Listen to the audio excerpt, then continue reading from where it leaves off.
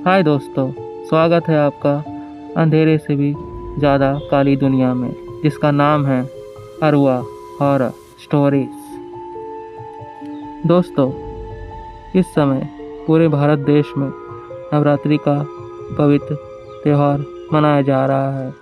आप सभी को नवरात्रि की हार्दिक शुभकामनाएं। आज की कहानी नवरात्रि स्पेशल है, जो भेजी है मयंक ने। ये कहानी आज से लगभग 50 से 60 साल पुरानी है, जो कि मयंक के गांव में हुई थी, जिसे मयंक के दादाजी ने उसे सुनाया था।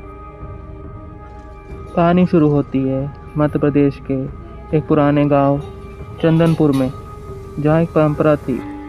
नवरात्रि की नवमी को पूरे गांव के लोग मंदिर में इकट्ठा होकर मां दुर्गा की आरती करते थे। कहते हैं कि इसी आरती की वजह से गांव को कभी कोई बुरी शक्ति छू तक नहीं पाई। लेकिन इस साल कुछ अजीब हुआ।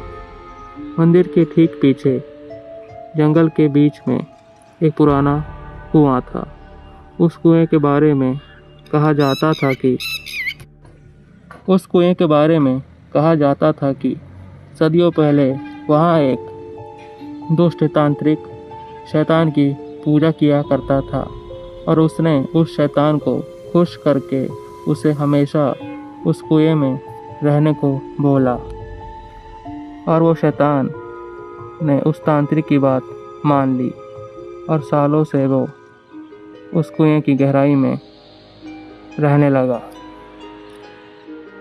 गांव के बुजुर्ग हमेशा सबसे कहते थे, उस कुएं के पास कभी मत जाना, वरना उस शैतान की छाया तुम्हें निगल जाएगी। नवरात्रि की सप्तमी की रात को कुछ युवकों ने नशे में उस कुएं के पास जाकर उस कुएं के अंदर पत्थर डाला, और शराब की बोतल भी उल्टी करके उस कुएं के अंदर डालने लगे, और बोले, ले शैतान, तू भी शराब पी ले। और ये बोलकर जोर जोर से वो सब हंसने लगे। तभी उस कुएं के अंदर से एक भारी और डरावनी आवाज आई। आखिरकार किसी ने मुझे जगा ही दिया। कौन है वो जिसने मुझे पुकारा है? उस रात के बाद से गांव में अजीब अजीब सी घटनाएं होना शुरू हो गईं। जैसे गाय अचानक से मरने लगी, घरों में रात को खून से भरे हाथों के निशान दिखने लगे, और लोगों को रात में सोते समय नींद में एक लाल आंखों वाला दैत्य दिखता, और वो उन सब से कहता, नवरात्रि की महानवमी की रात को मैं पूरे गांव को निगल जाऊंगा। अष्टमी की रात को गांव के सबसे पुराने और बड़े मंदिर का शंख अपने आप ही बजने लगा। पुजारी जी दौड़ के वहां आए तो देखा शंख पर ताजा खून लगा हुआ था और टपक रहा था। सभी गांव वाले डर के कारण सहम गए, लेकिन तभी एक बहादुर और साहसी लड़का, जिसका नाम अर्जुन था, बोला, अगर माँ दुर्गा हमारी रक्षक हैं तो वो हमें बचाने जरूर आएंगी। मैं दुर्गा नवमी की रात तक उनका नाम जपूंगा। गांव वाले कांपते हुए उसकी बात सुन रहे थे, मगर शैतान की परछाई और भी गहरी होती जा रही थी। दुर्गा नवमी की रात ठीक 12 बजे आसमान अचानक से लाल हो गया, जैसे आसमान से आग बरसने वाली हो। तभी कुएं से एक भयानक दैत्य निकला, जिसकी ऊंचाई मंदिर से भी 2 गुनी थी। उसकी आंखें आग की तरह जल रही थीं, और उसके मुंह से काला धुआं निकल रहा था। वो भयानक गर्जना करके बोला, आज नवरात्रि की आखिरी रात है। मैं इस गांव की हर एक आत्मा को अपना गुलाम बना लूँगा। गांव वाले भय से गिर पड़े, लेकिन अर्जुन हाथ जोड़कर पूरी शक्ति और भक्ति से माँ का नाम ले रहा था। वो बोल रहा था, जय माता दी, जय माता दी। तभी अचानक से मंदिर की घंटियाँ अपने आप बजने लगी। आकाश से तेज रोशनी निकली और उसके बीच से माँ दुर्गा, माँ भगवती का दिव्य रूप प्रकट हुआ। उनके 10 हाथों में अलग अलग शस्त्र थे। शेर उनकी सवारी पर गर्जना कर रहा था। पूरा गांव रोशनी से भर गया।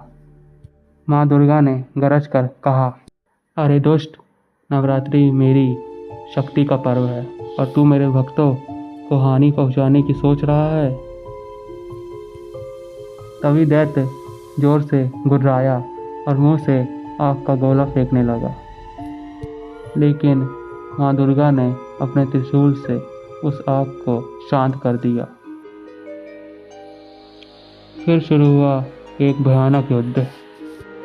दैत्य की दहाड़ से जमीन कांप रही थी, लेकिन माँ दुर्गा के हर एक वार से वो शैतान कमज़ोर पड़ता जा रहा था। आखिरकार माँ ने अपने त्रिशूल से दैत्य के हृदय को भेद दिया। दैत्य की चीख पूरे जंगल में गूंज उठी और उसका विशाल शरीर राख में बदलकर हवा में उड़ गया। आखिरकार गांव में फिर से शांति आ गई थी। माँ दुर्गा ने मुस्कुराकर अपने भक्त अर्जुन से कहा, भक्ति और विश्वास ही सबसे बड़ी शक्ति है। जब तक मेरे भक्त मेरा नाम लेते रहेंगे, कोई भी शैतान उनका बाल भी बांका नहीं कर सकता है। इतना कहकर माँ दुर्गा आकाश में विलीन हो गईं। गांव वाले खुशी से झूम उठे और उस रात से चंदनपुर का वो मंदिर अभय धाम नाम से प्रसिद्ध हुआ।